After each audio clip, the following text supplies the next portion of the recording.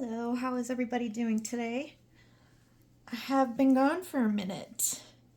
Um, I'm not back to doing my regular content right now, but sometimes you get stressed out, sometimes you just need to vent, and it's all important. It's part of the process. Look at that mess I have now going. I've had a mess, but if you're new here, my name is Sheri. I'm an adult with ADHD. I might also have autism, but it's hard to tell. It's a long story. It's very complicated. I'm masking and recently had a several month burnout where I had to be out of work and got very, very sick. And at 50, it's very confusing trying to sort all this out because I look and sound normal to everyone else. But hiding in my house and being stuck in bed for a number of days is not normal. Right? So, my mom fell a couple weeks ago. I'm rocking because I'm stressed thinking about it. I'm just gonna let myself rock. I'm really sorry. It's just a little bit more mentally a stressed out day today. So I'm not complaining. I'm just gonna preface this by saying my mom is home. She's doing well. She can walk some. I'm helping her. Every day she's getting better much faster than I would expect. This is very exciting. All week long, it seems like there's been an appointment or something each day. And whatever one thing that we do seems to take all the reserves that I have. And I feel guilty because by the time my fiance comes home, I don't have anything left and all I want to do is hide in a shell. I'm not doing things to take care of myself. I got into bad habits where the other night I got addicted to a video game I have. I've been meaning to remove it, but then I end up putting it back on. So I don't think it. Am I going to make you motion sick? Sorry. Right now I'm doing some dishes. So I had today planned. Yesterday, Mom and I went to a doctor's appointment, which went very, very well. I'm really happy about that. I can't stop rocking. I'm just stressed out. I'm sorry. And I shouldn't be getting stressed about this because they're not difficult things. It's just a lot when you're not used to it. And it's not about me, it's about her. And I know it's temporary. I'm spent already. And I haven't even gotten to do the things that I wanted to do today because they called this morning. I guess Mom didn't answer the phone, so they called me, asked if they could do physical therapy appointment today. I went up, I woke her up. She said it was okay. I had an hour to get ready, and Mom wanted me to hurry up and do some picking up before they get here. I was stressing out. And then I didn't feel good because I was stressed out. And when you live with a parent, it doesn't matter, even in the best relationships, there can be friction. They are wonderful people. We love our parents very, very much. We're grateful for them every day. And they can be triggering, right? So the phone call woke me up. I had decided last night because each day was like some appointment or something that we had to wait for someone to come to the house, or I was bringing her to an appointment. Yesterday was the first time that she got out of the house, that we took her somewhere. And it's a lot, right? It's not just a lot for the person who's struggling, who's trying to heal. It's a lot for the people around them too. Even if you're not physically, I think that's what is surprising me the most, is that I'm exhausted all the time and I don't know why. And I'm not worrying as much now, which is good.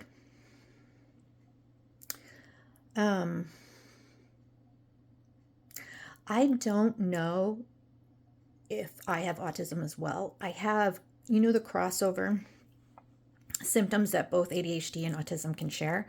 I have all of them. All of them. I feel like they're so intertwined. The more I learn about it, the more I have no idea.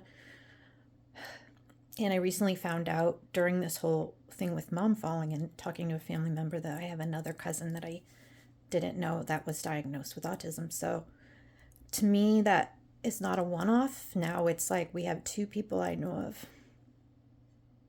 It might be a third. I don't know enough, and I'm not going to ask because that's not nice.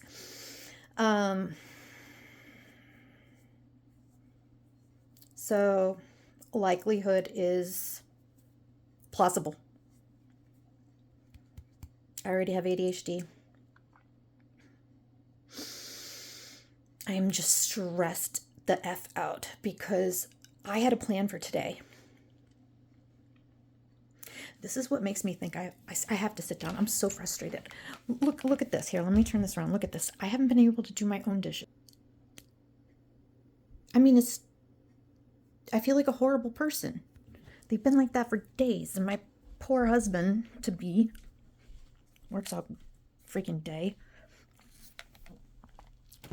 And it's a lot for him to come home to this messy house. And it's like, what am I doing with my day? I don't know. All I want to do is sleep. I know I type these long things in the community tab, and I just want you guys to know you never have to read them. Sorry, I'm shaking this. Sometimes I know it'd be easier for other people to learn it by me just coming on here and, how do I get this to stay still? Let me get comfy, sorry. To come on here and tell you guys. I'm just tired. I'm so freaking tired. All I want to do is sleep right now. And we have to drive into the city tomorrow, far away. And it's important. We got to go. And I want to. I'm just tired. Mentally, I'm tired. And I don't know why. I feel wicked guilty. Because it's not like I'm doing a lot, you know. The first day or two it was, and she still could fall. So I don't want to share too much. Like with that previous video where I had uploaded it that night, the last video that I set to public, I actually filmed it the night that my mom fell a few weeks ago. And then I realized right after I uploaded it to my channel, right after I did it, like immediately, I was like, oh, she watches my content. Strangers watch my content. I'm just thinking about the few people that I know. Some people that know me in real life, and some people that started, I know that people would want to know why I wasn't around. And I was really stressed. This is something that's, it's affecting me too, because it's somebody I care about. Even though it's not about me, it's about them. I haven't been to work in several weeks. And I'm really fortunate that my boss has been super understanding. I think I missed 3 work weeks. Now, I work part-time because I went through a burnout. And when I came back, I'm only coming back 1 day a week, just because it's a lot. For some reason, it burns me out a lot, just the 1 day. And I'm in the process where yesterday I actually started going through, I have to go to the grocery store. I was looking forward to today not having any appointments. I'm not complaining. I'm just venting because I'm tired. I'm just a little bit overwhelmed and flustered right now. It's temporary. I'm just being human. I'm being a human being with feelings. I'm having my feelings. And then I feel terrible, right? There's the guilt because I'm like, I'm not the one who fell. I'm not the elderly person. I'm not the person who has broken ribs and all of that. She does. But I want to do all of these things. And it's hard. It's hard, right? It gets in a weird dynamic if it's a family member. I'm sure this is like it for everybody who's in that situation. It's not specifically me and her, and it's nothing specific to us. Nothing bad against her or me. But yeah, So I'm grateful that the physical therapist came. A different physical therapist came several days ago. I thought it was the day before yesterday. I thought it was 2 days ago, but I guess it was 3. I'm starting to lose track. I was so scared to take her to her appointment yesterday just because her walking is not steady, even though she has a walker. This was the first time her navigating the stairs. If you have a family member who's either older or has had an injury where they're either out of breath or they're not steady on their feet, the stairs can be dangerous in a sense, because just make sure there's good railings.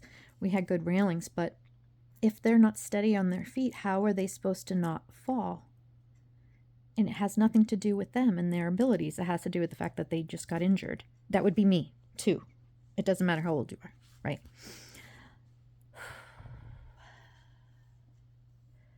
So I was looking forward to today being, and I was going to spend my day doing stuff for her.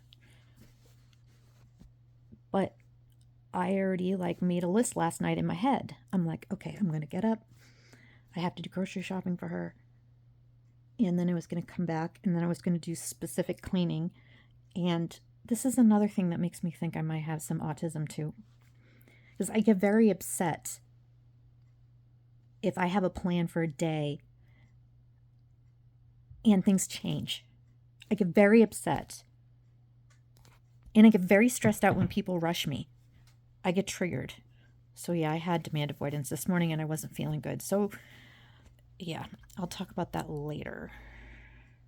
Because that was super triggering. Parent, adult, child dynamic stuff.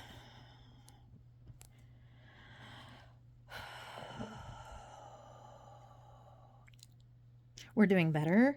We're learning how to work with each other. I'm sure there's a lot of things she doesn't like about what's going on because it's a lot for any person. And she was quite independent before this, so yeah. So there's the physical therapist that sees you the first time. It's kind of like the physical therapy manager, I guess. I don't know. That does all of the, not really admission stuff, but asks the person all these questions. I'm sure it's a lot of them were required because of Medicare in order to pay for it. But this is basic stuff that you probably do to check in once somebody has a fall. You want to check in to see, is the patient safe in their home because of their ability? Are they starting to get older and now they can't remember the day? They have to do these things to make sure that people are safe. I don't think they want to necessarily come in and change everything and then whisk your loved one off to a nursing home. But some people, the accidents, the falls are because of that. So they have to check. And I know that she did some of those. And then today, one of the physical therapists, the main one, came. So I got a phone call this morning that woke me up because I said this already, didn't I? I took my medicine. I made sure I ate. So the things that I used to do, if you've been following me for a little while, I knew that my habits, things that I was going to be trying to do to have some kind of structure, it's like the never-ending story. If you're somebody who has both, you desperately want structure. I feel anxious that I don't have a clean place and I don't have structure. And I know I've had it before. So I don't know how to get there. And I knew that when all of this happened with a loved one, with her falling and being in the hospital, that's really serious, right? When she fell, she thought she didn't hurt anything. And it turned out she had 3 broken ribs. They said it ended up being 4. And they said she had a small hole in her lung and fractured vertebra. And maybe she switched that because I'm like, what is the 3 fractures in your vertebra? Because then I heard her say that, and then I'm like, oh, they thought there were 3 fractures, but I think like maybe something got switched because there's just so many different things. And then on top of it, she a month ago got very dizzy and went to the hospital, and they did screening and found that she had a blood clot. So a month ago, before this happened, she had to suddenly go to the hospital, and they found that blood clot, and it's pulmonary, it's in her lungs, and it's very close to her heart.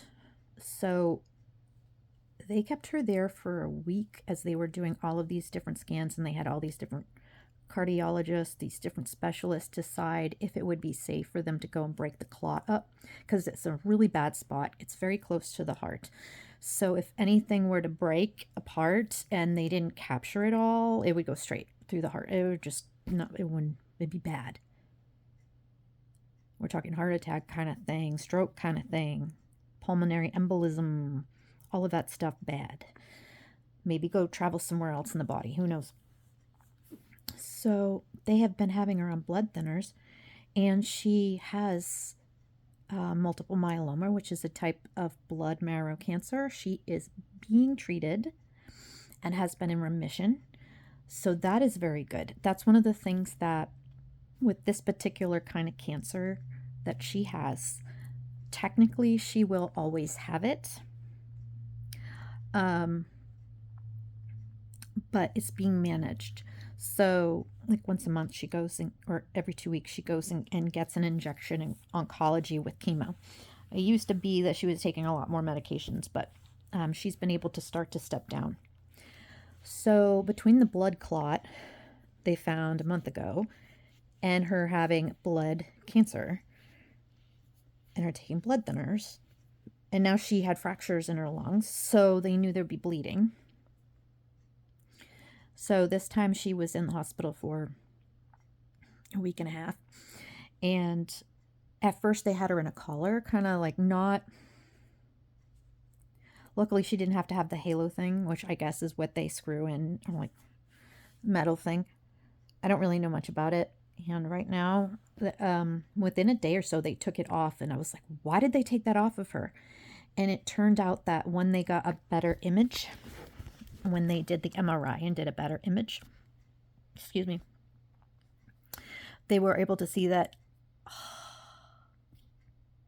she did not have a fracture in her vertebra after all. I guess the other type of x-rays, it looked like she had a fracture, but I guess either maybe she had a fracture in the past and it healed or something. I don't know. Anyway, that was the huge concern for me. That was a huge concern for me because I talked to the doctor when she was first brought into the ER, and I asked him if I should be concerned about blood clots.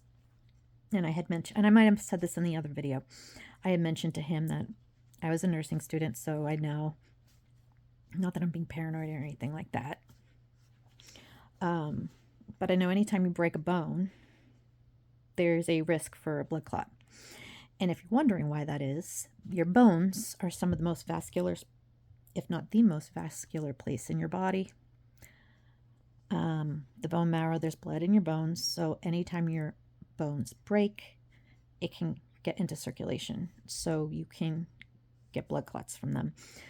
So I had mentioned that, and I said, should I be concerned? We be concerned about that? And he's like, there is some risk for that. He says, but I'm more concerned with break, because that was the first night.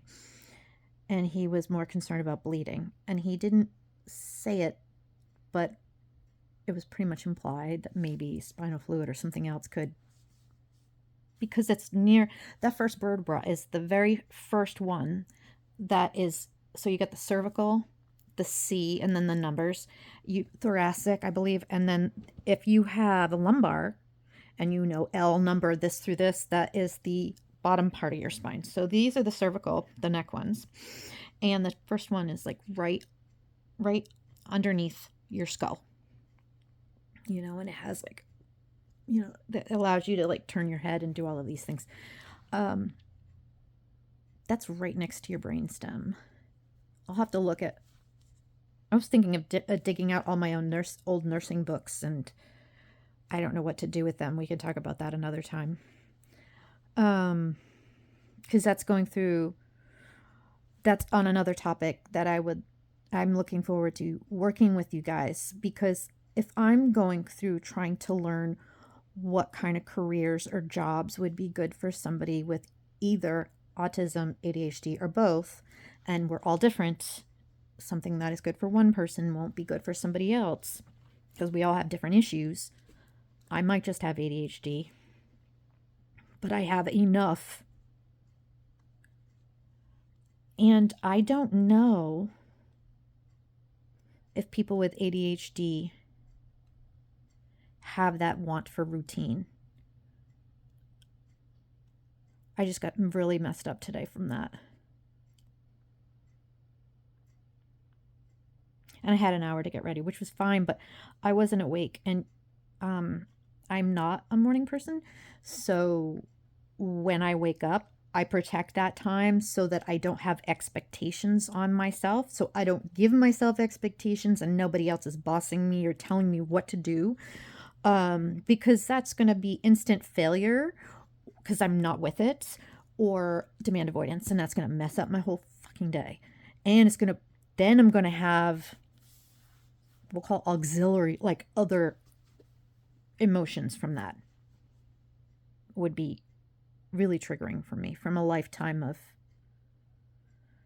dealing with that and not knowing why. So yeah, I had decided last night, I'm like, oh, good, no appointment tomorrow. I'm going to get up. Then I can relax, have my breakfast, and go when I'm ready.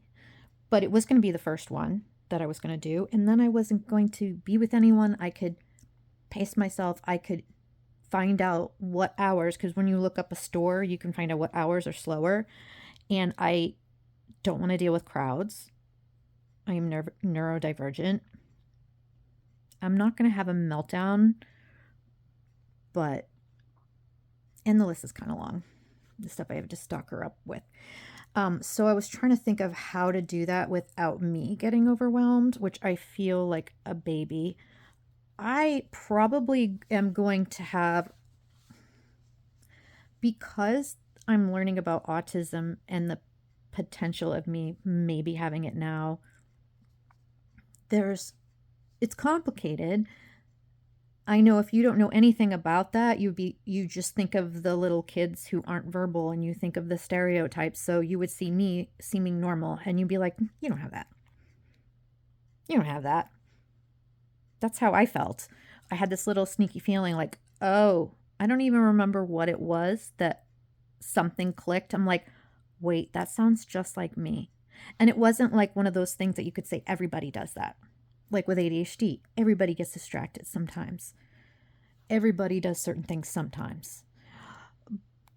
But if you have ADHD, it's different, right? So it was something that I knew was an issue and I knew other people didn't deal with. And I can't remember what thing it was. And I remember, and this is not intended, not a cliche, and nothing about the puzzle piece, but in my brain, and I didn't think about that stuff at all because I didn't know anything about autism. I didn't know any autistic people, I didn't think. And, but it felt like that missing piece. In my head, something clicked. I think this was a year ago. And I was like, oh. I'm like, that could be, no. And then, of course, all the stereotypes. No, that can't be because of this, because I'm smart, because of this and that and the other thing. All these biases and stuff. And I'm realizing now. See, that helped me a lot too, because the very next day when I worked, that helped me realize that on the outside, I'm very charming, I'm sweet, and everything that I say, it's very important for me to be sincere. Now, I do small talk because I know it makes other people happy. And it's part of how you're trained in sales.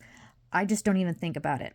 If I didn't have to do sales, if I didn't grow up basically from out of high school doing sales until I'm 50, that's like 30 years of doing sales. That's all a long time. Not straight through, but 3 decades, that's a lot of practice.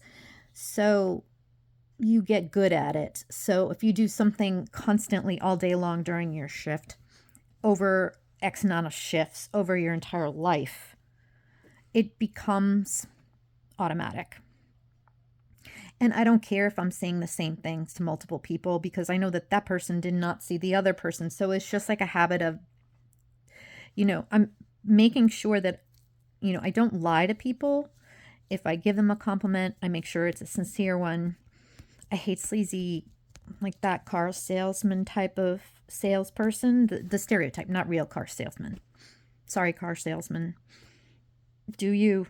But the stereotype of that's, snake oil salesman. I don't want to be that. Because integrity is important. It is to me.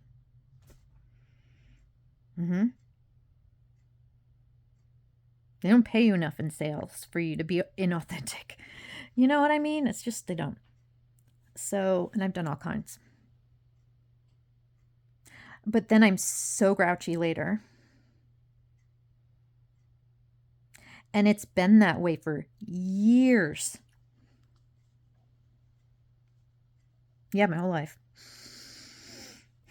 There were different times where my anxiety at work was so bad. I actually had a full-on anxiety attack. This is when I was at a different place. And the manager ended up calling an ambulance because I started losing feeling. I started like I was going to pass out, and I lost feeling in my hands and it was really scary. And then when I got there, they're like, you had an anxiety attack. You were hyperventilating. I'm like, no, because I do have anxiety. I do manage it. And I know when I'm having anxiety attack. And he's like, but you did. Whatever. So maybe I did. But I was purposely breathing slowly. You ever see those shows and you have somebody who starts to have anxiety when they're in an airplane? Or somebody is freaking out and they give them a paper bag to breathe into. Has something to do with the carbon dioxide. So if your ratio of oxygen to carbon dioxide, or however it works out, I forget the exact reasons and mechanics of how it works, but because I know we breathe carbon dioxide out, we expel it, so I don't think we need it. But for some reason, if you're doing hyperventilating, like you're scared, you expel too much, and then you'll pass out. I'm not sure how that works. I feel like this is something I should know. It's basic, but considering that I left nursing school in 2016 and it's 2025, that was like 9 years ago. This coming May. So it was like almost 9 years ago. So I guess it's been almost a decade. So I guess that's understandable. I don't use the medical knowledge during my day-to-day life, so it's not something I would necessarily remember because it's like a random thing. But yeah, so I know what hyperventilating is. I'm getting distracted. My brain just shut off. I'm tracing my thoughts. I turned this on. I was just about to do dishes. I really don't want to have to do all that shopping.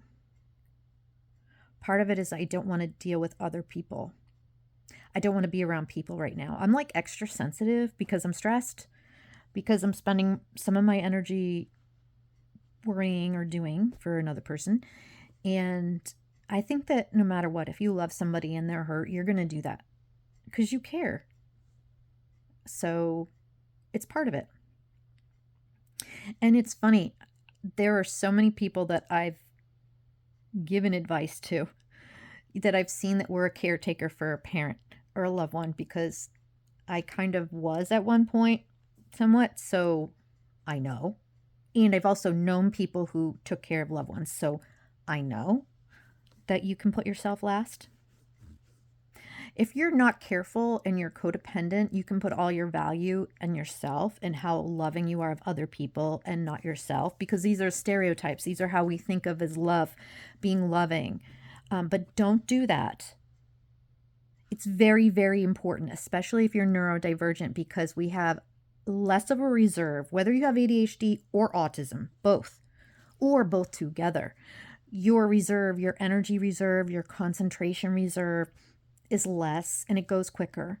So you might only be able to do a certain amount of things in a day.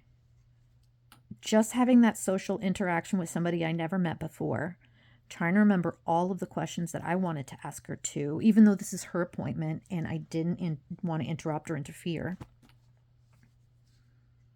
Like, they don't necessarily need me there.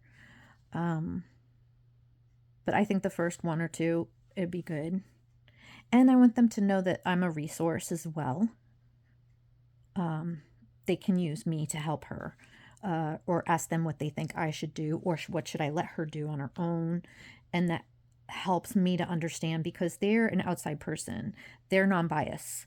They're not going to have fears or worries. It's hard to gauge if you're worried too much or not when it's somebody you love.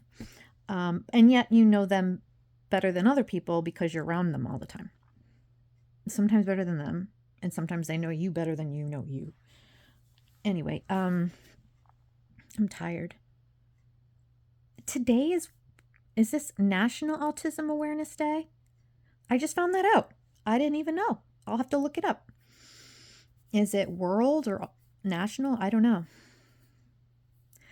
I tend to say we when autism is included, even though I have a question mark, because I relate to so much, but I don't know. So if I ever say that and you know that I haven't been diagnosed with that, be understanding, because it's a question mark and I have no idea about how I can go about finding out, because so far the resources that I would need to get a diagnosis are not available to me. And I've looked. So apparently there are videos that kind of give you instructions on how to put your binder together, and it's so much fucking work. People don't get this. They're like, oh, everybody diagnoses themselves. I'll have news for you. It's like thousands of dollars, and it's not available to adults usually. And if it is, it's not covered a lot of the time, especially if you're like me and you have mass health. It turns out that the very few places that are listed online as doing assessments for adults in my state, they had one of them had all the list of all the insurances and had everything but mine at the particular plan. I won't even say which one. It's not good. And so I'm working 1 day a week because I'm coming up from a burnout, and I'm a cashier. I'm a broke ass girl, lady. How am I supposed to support myself? Now, here's the conundrum. If I were to get an actual assessment and find out, do I have this too? And what is my sensory profile? What is the things that I have challenges with? Which ones don't I? Have an outside person do their unbiased screening. And it's a lot, right? Too. It's several days. It's not at all like getting assessed for ADHD, which is like, I don't know, 10 things, 12 things, 9 things. I don't know. There's like a list. Do these apply to you? Yay or nay? And then they say right then and there. With autism, you may have to get family members, who, especially if you're an adult, especially if you're an older adult, you have to find people who knew you when you were little. And hopefully they're not elderly. Hopefully they still have their memories. And how do you go back and process? Did this apply? Well, that seems normal to me. Yeah, because the people in our family have those issues.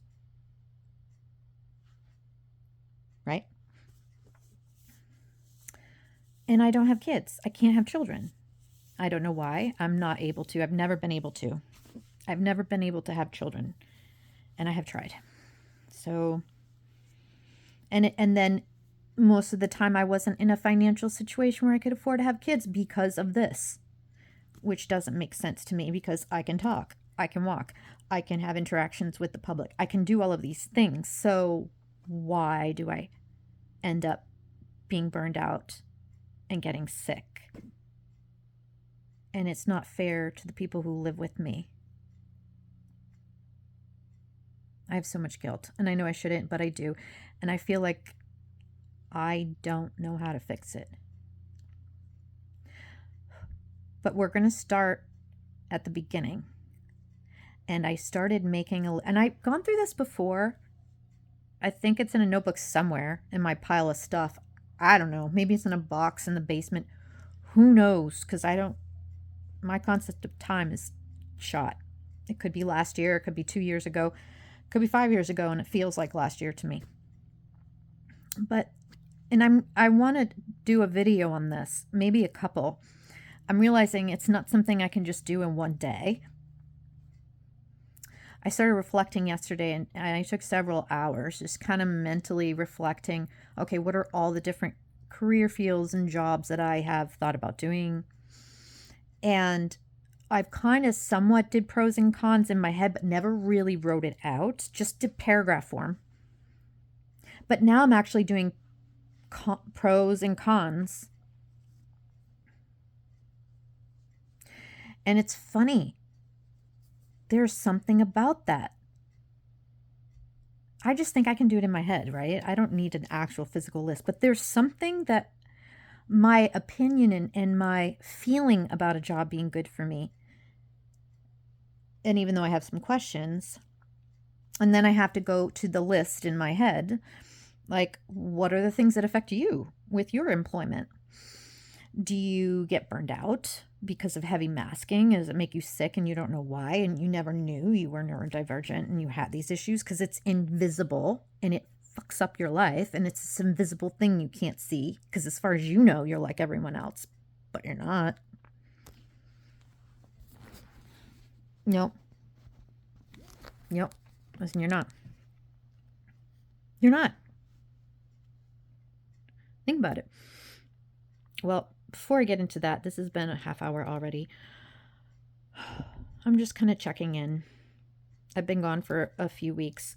My mom was in the hospital for a week and a half. They had a tube draining out all the bleeding and the fluid buildup in her lungs. And there was some kind of sludge in the bottom, but they didn't know how to deal with that, and they let her home anyway. She's on blood thinners, and it's just like, it's a lot. And she was already going to go, about to schedule got the referral for physical therapy to make her more steady on her feet. And she just happened to fall before that. This is the second time she's fallen within a month. So normally that would be like the kind of clue that, okay, the older time is coming. But I do know a few things. And I know that there's some things that you can do to strengthen your mind, strengthen your body. Prevention. This is a vulnerable time right here. Especially since, well, inner healing, if she's unsteady. We're just, in the next few weeks, just to make sure she doesn't fall. And for her to make sure she doesn't fall. Just don't fall. You can do anything you want. Just don't fall. Don't fall. Just don't fall, please. Because there was a study I saw years ago, and they had senior citizens participating, and they divided it up into either 2 or 3 groups, and one was sedentary, one walked every day, and I can't remember, or maybe one did mind puzzles. I can't remember. It was so many years ago. But the thing that was really shocking, which makes sense now that I'm older and I have been interested in healthcare and the effects of different choices we make in our body, whether it's food, diet, lifestyle choices, stress, stress management, which all of us probably struggle with, sleep management. I don't know anyone who gets enough sleep, and exercise, which I don't know anyone who gets enough exercise. I don't know anyone who does exercise right now, including me. And incidentally, the problems she has, I have as a younger person. Like if I kneel down to get something on the floor, I have to grab furniture and pull myself up, because I'm having joint issues and my muscles aren't strong. So one of the things I mentioned to the physical therapist is, hey, let me know, is there anything, if you think of an exercise or activity that might be fun, if she's interested. I wanted to say that so she didn't feel like cornered, like she had to, because it's up to her. She wants to. Is there something that she and I can do together that would help both of us? Because if you can find like a walking buddy, if you want to start going for walks, but if you're doing it on your own, on those days where you feel less inclined, it's much easier to kind of back out and not do it if it's raining or you're not feeling good. Whereas if you get a buddy to do it on a regular schedule, you're much, much, much more likely to do it. Yep. And so I need that bad for my mental health because it really helps with my depression. And she's starting to get a little bit, but I think that that's because she was so sedentary in the hospital. She was stuck in bed for like a week and a half. And the first physical therapist said, for every one day you're sedentary, if you're in the hospital, it takes 3 days to get back to how you were before. And I asked her if it was about atrophy, and that's part of it. But of course, we weren't there for me and her to talk, so that's all I know. I'd have to look into it more. But I had no idea. For every one day I'm not talking about us when we have a cold and we're resting in bed, because I don't know, maybe it applies to that too, who knows. But it takes 3 days to recover from one day of being immobile, which makes sense. Whatever you don't use, including your joints, your body will utilize the material, your tissues, as well as the energy, nutrients, and send it elsewhere. It doesn't waste. So that's why if you're sedentary as you get older, your joints will start to fuse shut because your body's like, hey, you're not using them. We don't need these knees. You don't want that. You have to keep moving. You don't have to be like a super workout freak. You don't have to be really fit, but you just have to be mobile. You just have to make sure everything is moving just so it stays good. And I'm not even talking about arthritis and all of that. I'm just saying it in general. I'm rambling. I'm tired. What time is it? I really don't want to go to the store. I used up my reserves just in that one meeting. But I have to do it because I've had to do it, and she needs food. So I'm going to go brave the crowds, and I might bump into people I know, and hopefully I won't, because I'm not rude. I just don't have the energy. I don't want to talk to people. I want to be invisible. I want to hide. I want to take care of me. I have to do my dishes. You know what? It's 3. I'm going to go do my dishes and pick up a little bit, so at least something is clean when my baby gets home. So he already has to deal with stuff with my mess because he lives in this space and it's messy, and it's like he shouldn't have to deal with that. That's not fair. And is he going to pick up my stuff? It's not fair. Yeah, and there's stuff in the hallway I'm going to move so she can walk through when she's well enough to go down to her workshop. And we're going to have like a railing built in on one of the set of stairs that does not have one right now. And it's going from, her house to my house, vice versa. And there's no railing and there's nothing to grab. So safety reasons, we're going to do that. So, and then we're going to see the surgeon tomorrow. And I think it's a follow-up to the procedure she had on her lungs. Luckily, the medicine that they used to prevent blood clots when she had the broken ribs that they injected through the tube that was draining fluid out of her ribs. She said it was 10 millimeters. That's a centimeter. That's how wide this freaking tube was that went in her her ribs, her lungs. How do they do that? I hope it was tapered on the end. That's got to be fucking painful. That's terrible. So, and she has some insane pain tolerance that I'm jealous of. And I really want to help her get back to where she was. Because I think it's very important. If you have someone you love, and these types of crossroads in life where something happens could turn into a decline when it doesn't need to. You know what I'm saying? So state of mind is really important. And don't assume that this is your loved one's decline, because it might not be. And if you have that attitude, you don't want them to think that that's what's happening to them, because then they're not going to fight to get better. And it will come true. So I have no reason to believe that it would be in her case because of the genetics that she has. We have a centurion, her aunt. You know, people live long. She lived to be over 100, and she was sharp as a tack until closer to the end. You know, she could live a long time. So, yeah, it ebbs and flows. I have days where I don't want to think about doing any other thing. I don't want to think about doing things to take care of myself, because it helps me to just like, okay, take care of her. You know, and like I said, it's not a lot of things. How are you doing? Do you need something? Oh, you need your water. Okay. Do you need your food? Okay, I'll get that for you. It's not anything that's physically taxing. It's just like the managing of all the tasks. And it's throughout a day. And then there were days where I started to get run down and I started to get physically sick because I have an immune system issue. It's nothing to be scared about. And now that I'm older, I'll always have it.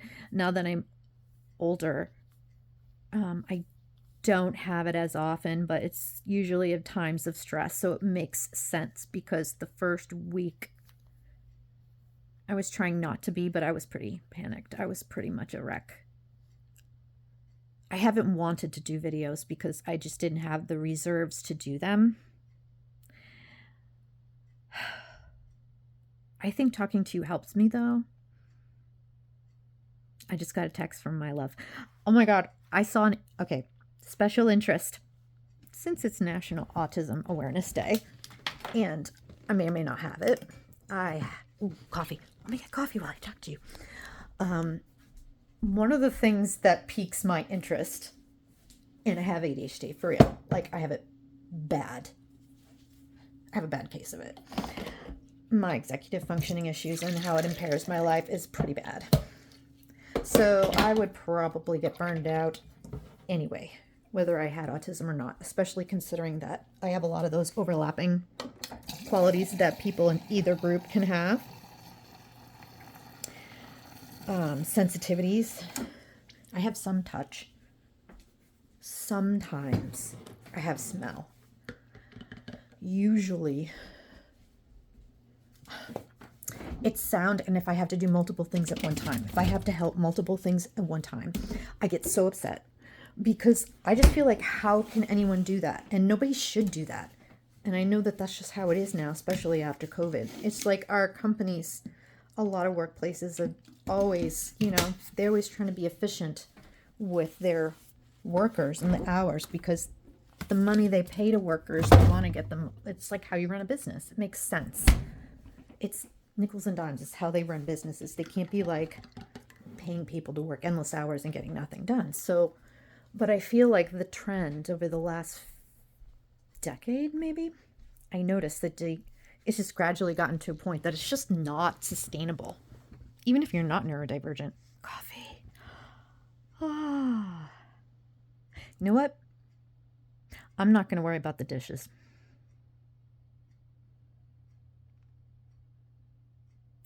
This stinks. Because by the time I leave, it's going to be rush hour. And I absolutely have to go. And I don't want to deal with crowds. All right. Is that 3:15? Hold on a second. Thank you for hanging out with me today. Hold on one sec. Wow, it is. It's 3:13. So I'm going to drink this coffee. I'm going to make myself an affogato. And if you want to know what that is, it's not a real one, because I'm going to be using coffee and not espresso. And I have ice cream and not gelato. When I met my fiance, there used to be a gelato shop down the street from where he lived. So we used to go there, and it was It was designed like an old-fashioned milkshake place of the 50s, candy shop and ice cream place, and they had gelato. And they had this thing called an affogato, and I'm like, "What is that?" Because I'm not Italian. I think it's Italian, right? And I'm like, "What is that?" It's like the best coffee ice cream you've ever had, because there's something about gelato that's like, to me, I kind of put gelato and ice cream, and I think of them, they're basically the same. But that's because I'm not fussy and I'm not I'm not a chef. I'm not an expert about food. Is it good? Yes, I'll eat it. Done. That's like ice cream to me. So yeah, if they put like a scoop of gelato, vanilla gelato in a dish, and they put a shot of espresso on it. And so you will wake up and you know, you'll satisfy your sweet tooth. So I think I'm going to have some of that. It is Autism Awareness Day. If you have autism, do something nice for yourself. If you don't have any responsibilities today and you feel like hiding in your house and you want to indulge in your special interest, do it. Because if there was any day that you could tell your family or other people, you shouldn't be down here, you shouldn't be hiding from the world, blah, blah, blah. Be like, hey, it's Autism Awareness Day. I have autism. This makes me happy. If there's any day that I can take care of myself, it's today. That depends on how old you are and your relationship with your family and all of that. So don't come at me if I'm wrong there, if that's bad advice for you. If you're an adult, don't do that if you're a kid. Don't do that if you're a kid. Don't be going against your parents. I'm not trying to cause problems with anyone at all, because that's not helpful. It's stressful enough, right? It's a lot. Just doing regular things sometimes takes extra effort. And it's not that you're not able to. It's just those are not necessarily the things you want to do, and they take more effort. So I was going to tell you something about special interests. Oh, so one of the things is I'll get obsessed with an animal randomly. And I go through phases. I have certain things that become passions of mine. I haven't really gotten into anything the last few months because I've been adjusting to being back at work after a burnout. And then I finally got used to that. And then mom fell. And then, first mom had the blood clot, went to the hospital, I'd come back. I was getting back to normal. And then she fell. So, yeah, I'm kind of taking care of her, but I'm more of a resource for if she needs me. But we're doing both. We're doing both. I'm not going to hover. I'm not going to go in and take over. I'm not going to tell her what to do because I wouldn't want that. Yeah. It's a lot, right? How would you want to be treated? We're all the same. We're just at different stages. That's going to be me. And if I had kids, that would be them someday. We're all the same. Nobody's more important than anyone else. I'm so tired. I really don't want to go to the store. So then I was thinking, okay, wait a minute. So I keep putting it off because every day that I think about going, it's in the afternoon, like now, because I had to do something else. Or it was a day that I couldn't do things and I'm overwhelmed and I'm tired and I feel guilty because this shouldn't be this way. And then I forget I'm neurodivergent, and that might be okay. That might be normal. How much is me being lazy? How much of me being overwhelmed is normal or acceptable? And how much am I doing? It's hard to tell because I have, I'm sure, decades of internalized ableism. So sometimes it's really hard for me to tell. I still feel like I'm being a baby. But you can't be a baby if you're in a freaking bed for a whole week when you start a leave of absence for being burned out, physically ill. Like beyond chronic fatigue. It's bad. It's bad. And then I got into some bad habits this past week. There was one night I could not stop playing this game until 4 a.m. And each hour, I'm like, oh, it's getting later. I'm like, okay, I'll just do another 10 minutes. Oh, is it this time? I can go from 11. I can go till 11 from 10. And then I'm like, oh, it's okay. I can go to bed at midnight. You know what? I can make it 1. And I'm just so engrossed in this stupid game. And I literally can't stop sometimes. I feel like ADHD, it can be a problem. I don't know if it's the same thing with autism. I don't know if you guys get dopamine issues. Like, we're deficient in dopamine, so we tend to be attracted to drugs.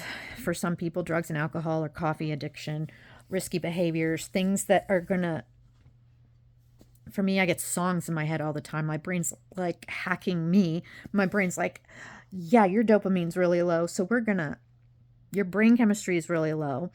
We're going to annoy the shit out of you and put the song in repeat. So you either get annoyed and get epinephrine and cortisol so that we can get energy, or we're going to find something really that's going to tickle your funny bone, make you laugh or be excited, because then we get what we need. Do you get songs stuck in your head all the time? Are you neurodivergent? Did you know that? Everybody gets songs stuck in their head sometimes, and I don't think that everybody with ADHD has this, but I did some research and a lot do. Oh my God. Sometimes it's constant. I think that's when I knew that my anxiety, sometimes I don't know my feelings too, which I really didn't think applied to me because I'm so sensitive and I am emotional a lot and I am like an empath in a lot of ways. And I can give my energy away because I care so much about other people, and then I forget to think about myself. So it's difficult.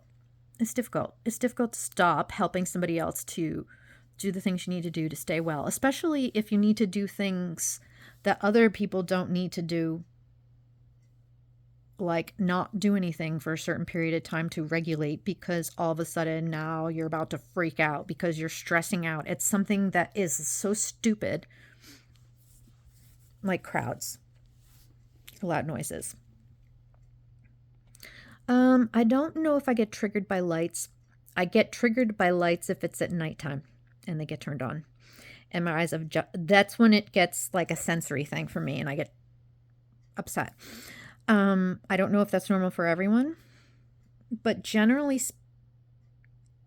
maybe it's like if I'm not the one who turns it on and it jolts me. And you know what's really weird? I get like that when my fiance turns them off. Even though I'm looking at my phone, for some reason, when the light source suddenly gets dark and I wasn't expecting it, it's like, whoa, it freaks me out. Is that normal? Is that a sensory thing? I don't want to go to the store. So I started thinking, okay, I was telling myself, push through it. Just don't be neurodivergent for like a week or 2. Not that that's healthy or you should ever do that, because you can't. It's not possible. Your brain is wired differently. I cannot make my brain wired like a neurotypical. It won't. My executive functioning isn't going to start working okay. I'm still going to space out. I'm still going to have headaches. I'm still going to get frustrated and angry about things and have to keep it inside because I don't want anyone to know. Like I'm some crazy person. Because that was absolutely not tolerated. I had a lot of outbursts as a teenager, and I didn't know anybody like that. Wow, and they just thought I was selfish. Wow. Emotional trauma stuff from strict things and people and attitudes. It was the time, part of it was the time, and part of it was my family. Each generation, it's a little better. No, they had it worse. I'm going to do something kind for myself today. I'm going to make an ice cream with, I don't have espresso, but I have coffee. And actually, it is cold, and I don't mind it. I don't want it to be warm and melt my ice cream. So it's actually good. And he just bought some ice cream the other day. And I have grocery shopping I need to do for me. And I don't know when I'm going to do that. I need to go to the doctors and I don't know when I'm going to do that. And ironically, this happened around the time that I had been gearing myself up to make myself call them. And I don't understand why I had so many mental blocks just calling the freaking doctors to go see a primary care. It shouldn't be a problem. And I think it might be like PDA. I create so many problems for myself constantly. If I'm not creating a problem that's blocking me because of how I'm mentally, like your internal dialogue, and I'm not talking about mean, even though we do that too. People, just in general, we talk negatively to ourselves, just people in general in their culture. But which does not work for a reward-based nervous system if you have ADHD. It needs dopamine, and negative consequences don't work. And they just make things worse, a lot harder for them. And it's like this positive feedback loop. So you're constantly in trouble, and then they get more strict because they think that you're doing it on purpose. Or it shouldn't be hard. And you don't know why something's hard. And you don't know why you can't be on time, or why you can't find your homework, or why you can't make yourself concentrate. And then you feel alone, and you're being blamed for it and made to feel like, no, you're fine. It's in your head. They're just trying to tell you you have something and you don't. I can tell you don't because you look fine to me. So there's a lot of that, I'm sure. Just because it's different now and they have awareness does not. The people I see walking around, they're going on those same, I can tell by conversations I end up hearing, ways I've been treated, the way I've seen other people treated. It's just like inadvertent things that people don't realize that they say and do, and it's all the time. Now that I have an awareness of it, it's a lot. So people do still believe these things. So I still feel for the kids out there, even if they do get diagnosed. Sometimes people who are late diagnosed with ADHD, they think about all the difficulties they've had and just wish that they had that clarity and support when they were young. I was diagnosed at 25. I'm 50.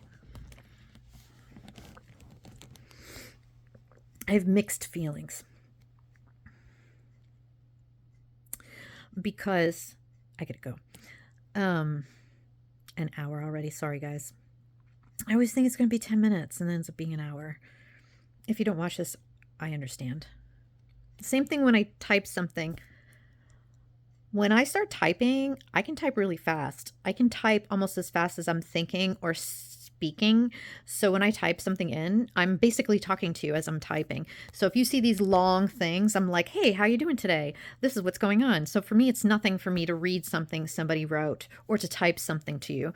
It's just like I'm talking to you. But I forget that most people don't do that, and it's boring and it's a lot of work. So I'm sorry, but I can't change how my brain works. So sometimes I'm not up to talking. I'm just not. So sometimes just typing it out to you is all I can do. And don't feel obligated. I know our little community is small, but it's here. And I'm coming back soon. And this just reinforces the need for me to have sustainable employment, or if I did want to do business for myself, which is not something I was thinking of doing, to do it soon. And I've been trying to do this for over a decade now. And something always messes it up. And it's always something outside of me that I have no control over. And my grasp on being in control of my environment and my sense of time and my sense to build any sort of routine at all is not good. And that's even with without life getting in the way. So yeah, I'll talk to you more about that if you're interested. If you're neurodivergent, if you have ADHD, if you have autism, if you have both, you're ADHD, or somebody you love and you would like to learn more, I am not a therapist.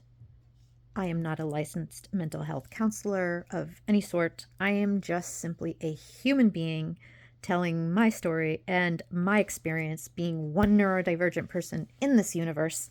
And this is just my challenges and things that have helped me. And even though we are all different and things that help me may not help you, I really appreciate the connection with others who are also struggling because it is lonely. It's lonely and isolating. And haven't you felt bad about yourself long enough? Think about it. Has that done anything good for you? Has it changed anything? Now, granted, I'm not saying that you can just shut a whole lifetime of negative feelings about yourself off. That's where I would really, really, really recommend a counselor. Because I am absolutely not qualified to help you with that at all, because I struggle with that as well. But if you want to be around other people who also struggle and you want to feel less alone and less crazy and less weird and less broken and less of a freak, feel free to subscribe. And when things settle down, hopefully I can start doing lives again and we can all work together. And we can come up, if there's one thing that we have that's great is neurodivergent people, maybe not all of them. Some people have special gifts, but we tend to be really smart. We tend to be outside the box thinkers and unique. Why is it that I have instantly get ideas and think outside the box things that are simple for me for other people, but I can't do that for myself? So we have, even though we're all different from each other, we might have unique insights so that we get each other. You know what I mean? So I'm going to be focusing on the next week or two. I'm going to continue to be there for Mom. Hopefully I can work this week. That's the day they want to bring another physical therapist in, but I think we're changing my hours for me to go later or changing a day. I don't know what we're doing yet. I have to talk to my boss. I'm not resentful of it. I'm not upset about it. I'm accepting of it because this is where we're at. Because fighting it and being mad about it, whether it's being mad that, a parent is older and I don't want that to be the case, doesn't change anything. Doesn't help them, doesn't help me. That's going to be me. Being mad I'm neurodivergent doesn't make me less neurodivergent. It doesn't make things any easier. But being upset about it makes it worse. Now, how do we stop doing that? I don't know yet.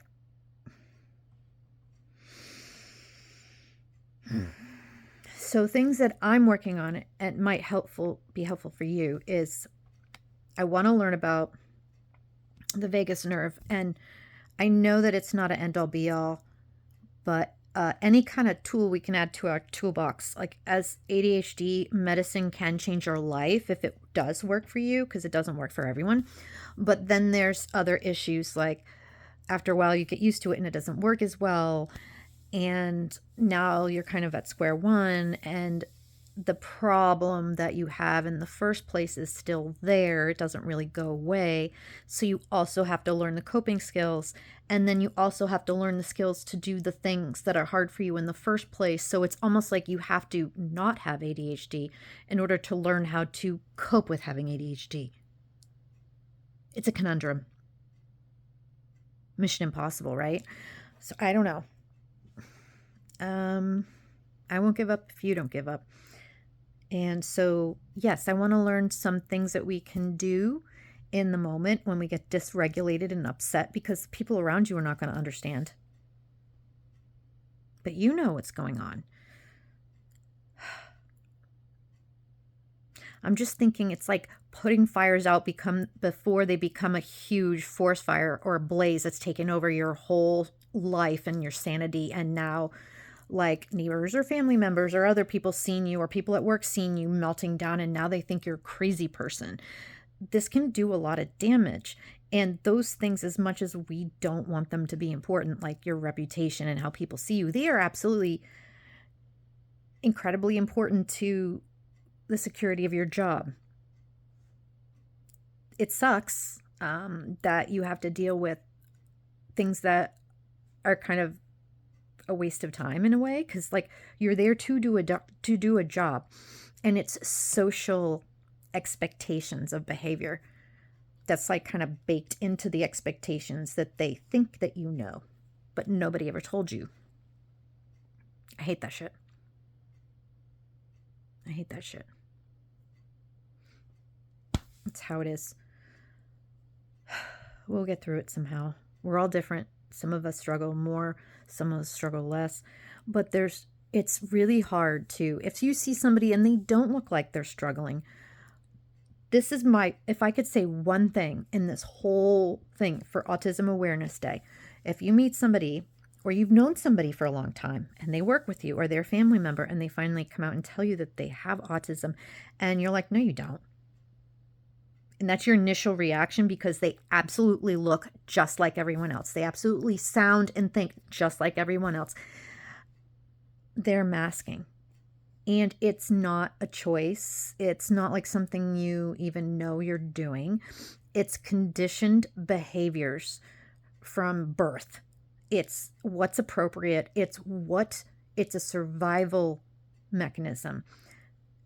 I can't tell you how painful and like almost horrific it is if suddenly like you're a pariah, if you're a kid and like people treat you like you have the plague because there's something wrong with you, or teachers think you're being selfish, especially if like we don't say high functioning, low functioning. I don't know what we use for terminology, but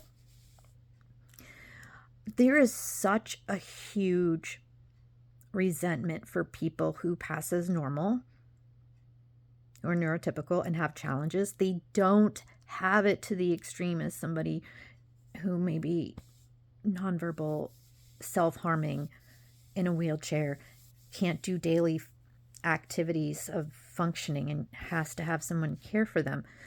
But my feeling about that, and please don't be mad, if I'm unknowledgeable, gently, sweetly tell me and teach me, because I am learning. But I kind of feel like they're apples and oranges. They're different situations. We're not comparing them, right? So somebody who has schizophrenia and somebody who has depression, they both have mental illness. They both could become harmed. But the depression person might know how to hide their symptoms and not show it. And then one day you might find out they're not here anymore. That something might have happened because it turned out they were suicidal and you never knew. But they look normal. Those are two different things, and the severity is different. But that doesn't mean that the person who seems normal to you is. If you are able to mask, if you're able to do all of the things, it looks like it's not hard. Because you don't want anyone to know. You don't even know you have something. You just know like, oh, I can't do that thing. You don't want that extra attention. I'm trying to explain it in a neurotypical way so all people can put yourself in that situation. You know what I mean? We all struggle with something. I know there's no normal per se, and I'm not talking about quirkiness because we all have strengths and weaknesses. What I'm talking about is just being able to function, keep a job, buy groceries. And there's such a high percentage of people who are neurodivergent who either aren't working because they can't and they don't know why. They'll either keep getting fired or they panic and they freak out and they melt down and they quit. I used to do that. And I think that might be part of the reason why, I really do care about the job I'm in. And there's a reason why I've been where I am for a long time. And beyond just being comfortable, I really do care about the people. I really do like the vision of like how the culture is and how you can go to your managers and you can talk to them and you don't have to be scared that there's a lot of very wonderful qualities that you can't put a price tag on. And yes, I don't make a lot of money, but those qualities protect my mental health. And I didn't realize until I was reflecting this past month is, oh, I'm scared. I'm not just scared of failure. I'm scared of working in another place and not knowing how my neurodivergence is going to show up. Not knowing if suddenly I'm going to freak out and I can't be there. How do you explain that? What work environment would tolerate that if I don't? And they want documentation. If there's no documentation, it doesn't exist, and you must be lying or being a baby or making it up. This is a problem, especially when there is nothing available for people to get support. Usually, at least in my situation, I didn't know I had a problem until, both times. The time I got diagnosed the first time, the only time. And when I got diagnosed with ADHD, I had to have a mental health crisis before I knew I had something wrong. It's a subconscious thing. You just have this fear and you just like, oh, I just got to be normal. I don't know why I do this thing. Ugh, I'm just immature. I'm just sensitive. Just get over it. It's like these things you don't realize you're thinking and you suppress it. And you're like, yeah, I'm a late bloomer. I'll be fine. And you just push yourself along and you shove it in. And it's your coping mechanisms and it's bad. And then when you get to the point where you've been doing that for so many years, and then finally you have enough stresses put on you that it surpasses your ability to cope, especially if you are a parent and you're caring for people around you and you're neurodivergent and your resources are less, finally you have a freaking more than a meltdown. I had I don't think they call them nervous breakdowns anymore. But it makes your symptoms so bad that you were in denial that you had a problem before. You could make excuses to yourself because you looked and sound just like everyone else. So you didn't even have awareness of it. Because that's scary. Who wants to feel like something's wrong with them before you're thinking of any of these things? You know what I mean? Your understanding of yourself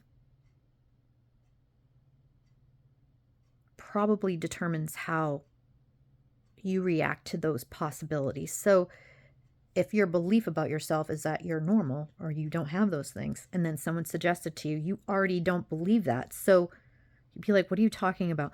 So I feel like, and that for me as well, I think that might, looks like a dent. It's just like the lighting playing tricks with my eyes.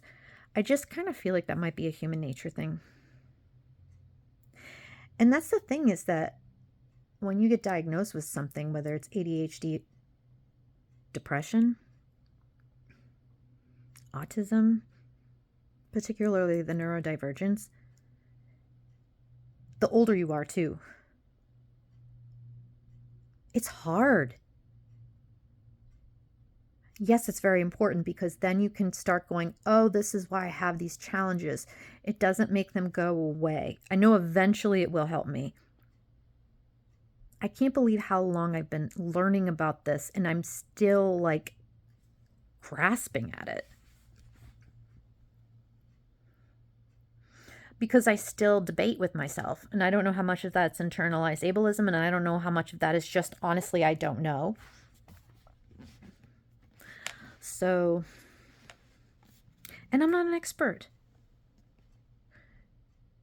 As much as I've educated myself about ADHD, and I know now some about autism and all that, neurodivergence, how can you reflect on your own life experiences and go, is this why I had this problem? Especially if you're looking at it as an older adult. These things are so long ago that you still don't know. Oh, kids who struggle with this can sometimes, not always, have XYZ issues. Oh, I did that. So how much of that is something that all kids do? Because all kids could struggle with certain things. Do all kids do like practice script conversations to know how to act with other kids? Because I brought that up to my mom when I realized, oh, wait a second, I did do that. And then yesterday, I don't know if it was yesterday or the day before, I'm like, oh, and I do still do it.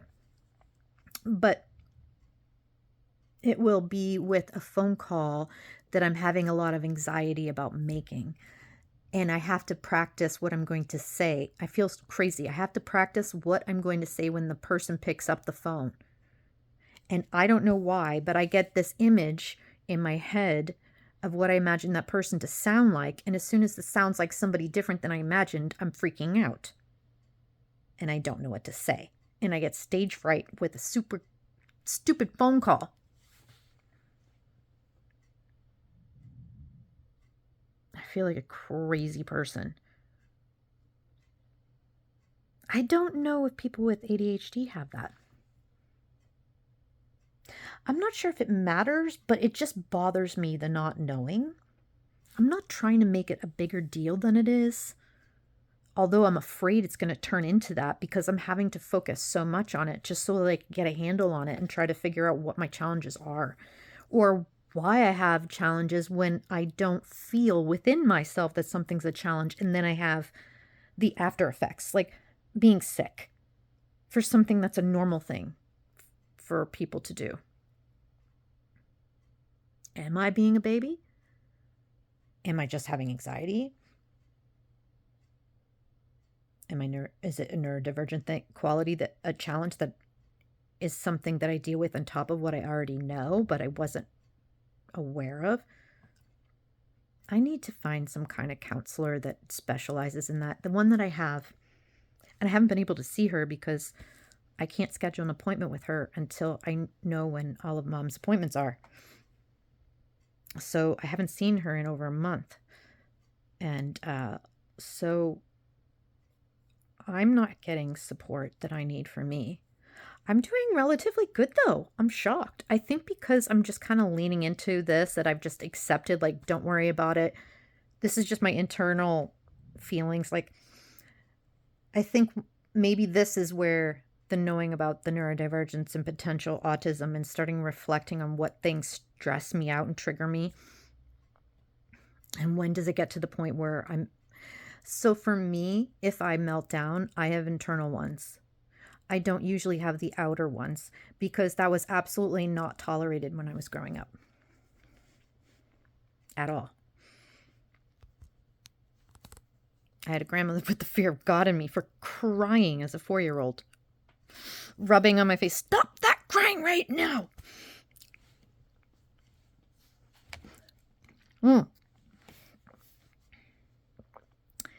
We had spanking sticks.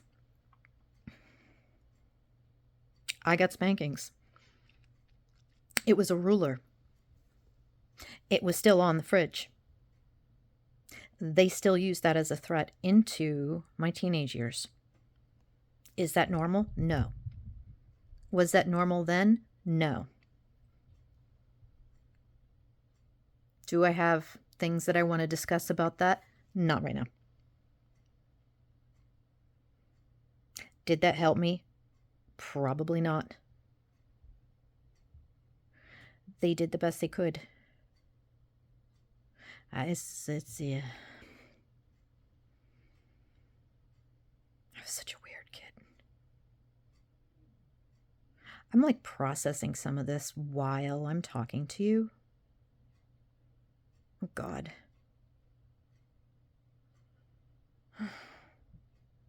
I can't reconcile the person I am now with the person that I was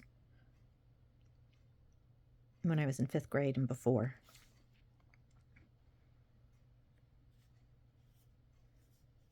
I don't know when I, in my head, was relieved that I felt like I was finally normal. What I thought of was normal. I knew how to talk to other people.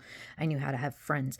I didn't feel like the one bullied anymore. And that was somewhere around the beginning of high school.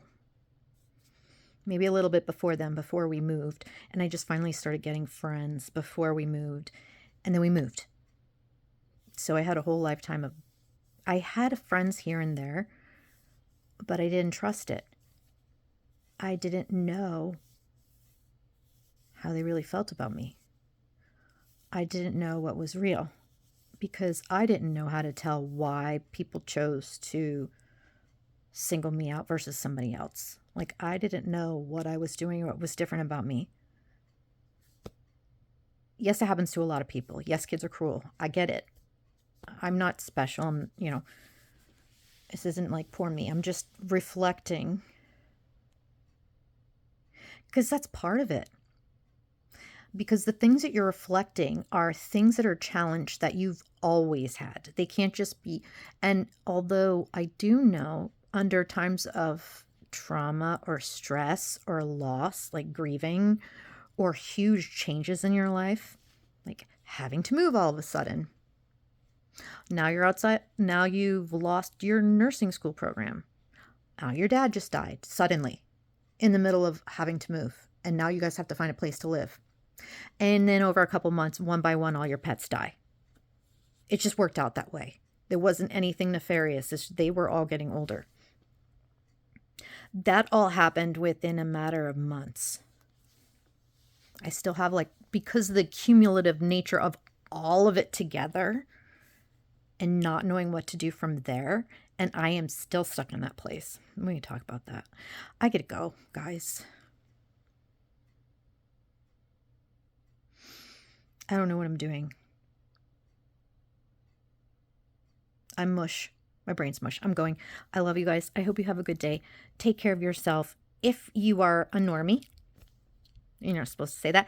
If you are a regular person who does not have neurodivergence, none of this stuff will make sense to you. Maybe some of it will. And yes, if you are so practiced at suppressing something that you get beaten for as a kid, punished or shamed for, you desperately learn to hide it and never do that thing. So you are conditioned through consequence and shame and guilt. And that is just through adults, teachers, parents. And that's if you live in that was the experience of my time. And that was a regular household. That wasn't even abusive ones. And there's a decent amount of people who are, do you know any family who is not dysfunctional in some way, form? Nobody's perfect, right? They don't have a rule book on how to be a parent. And people are usually repeating things that they grew up with. And they're trying to do better. So, yeah, I don't even know what I'm saying. I'm going to have some coffee and ice cream. And the ice cream I have is Brookie. It's ice cream cookie dough. Oh, sorry. It's cookie dough and brownie. And I'm going to put coffee on it. I can't believe I'm going shopping at 4. This is so not what I wanted to do. I feel like just a minute ago was 3:30 or 3:15. How did this happen?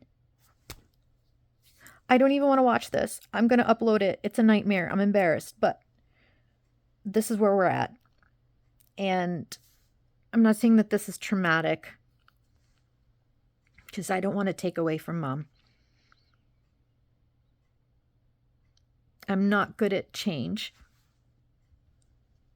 I'm not good at dealing with monkey wrenches thrown and things getting thrown off that I worked so hard to build some kind of stability, and then it's gone, and I don't know what the fuck is going on. I don't deal with that well. One thing that stresses me out a lot, and it still happens to this day, is that people will tell you a time to be ready for, and then while you're getting ready, they're mad at you for being late, and you're not even late yet, and now you can't think, and now you're having an anxiety attack. Don't freaking tell me this time then. Tell me an hour earlier. And don't talk to me. It ruins my whole day. Do you guys have that too? Is that a me thing? You are important. You are precious. You are just as worthy and important as everybody else. There is a saying that my friend used to have, a magnet or something she had taped to her phone, and to her fridge, taped. You know what I'm saying. It was a graphic that had a saying. And I found out later, I think it's part of the Desiderata, which is like a whole long thing.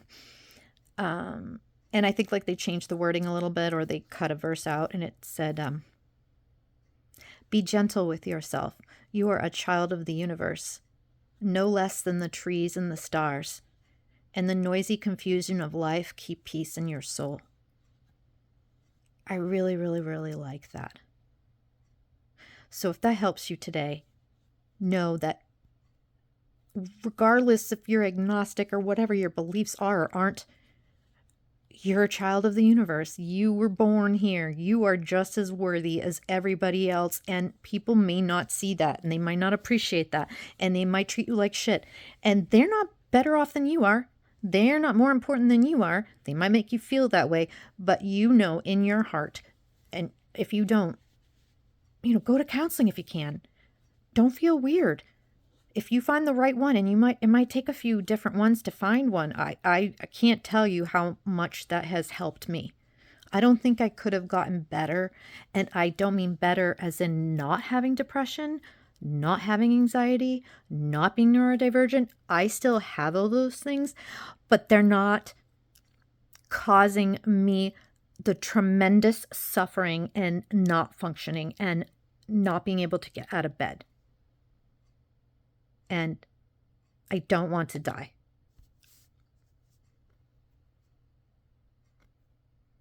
I'm not joking. That's not a joke. And I don't say that lightly. You are meant to be here. I don't know who you are. I don't know who's watching this, but please just know you're meant to be here. If you're trying the best you can, and you're a good person, and you're not trying to hurt anybody, and you're just trying to get by, and everything you do goes to shit, and you don't understand why, and you feel like a broken person, do yourself a favor. If you can get to a counselor, anything like that. If you don't have counseling around you, sometimes people would, through the ages and the different cultures, go to their elders. But if you have trauma in your family, if there's abuse in your family, you might not be able to go to the people in your family. If you can find a community online, is this normal? Is this not normal? Talk to other people who have what you have.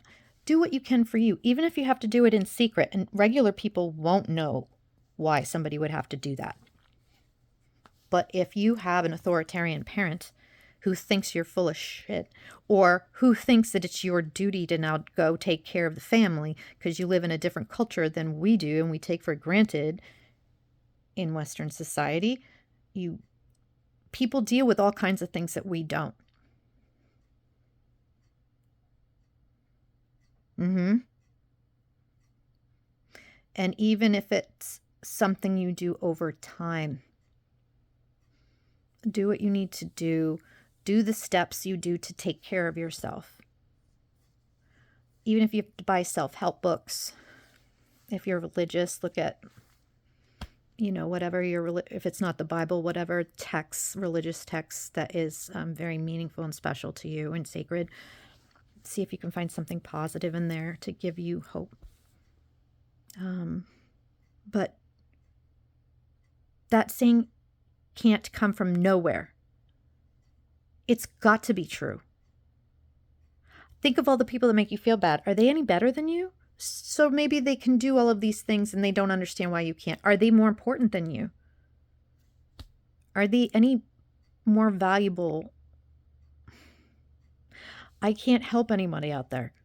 I can only share my story and empathize with people.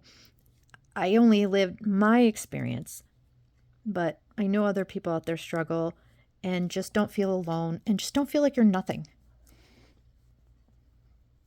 And it's hard to do that if you don't know that you deserve more. And if there's other people who struggle with what you have and it's how you're born, that's not your fault. And that's not a failing of character.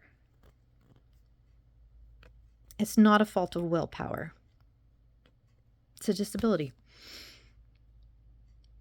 I won't give up if you guys don't. I hope you have a beautiful day. If you can have all things in moderation, I'm not a dietitian. If you can have ice cream or sweet or some treat for yourself, go do it. If you want to meditate, you want to pray, you want to go for a nice walk, whatever makes you feel good, do something, a bath, yoga, reading a nice book, find a place to hide away from people. Do it. Do what you need to do to be well. And I hope you guys have a great rest of your day and week. I'll talk to you soon. Bye.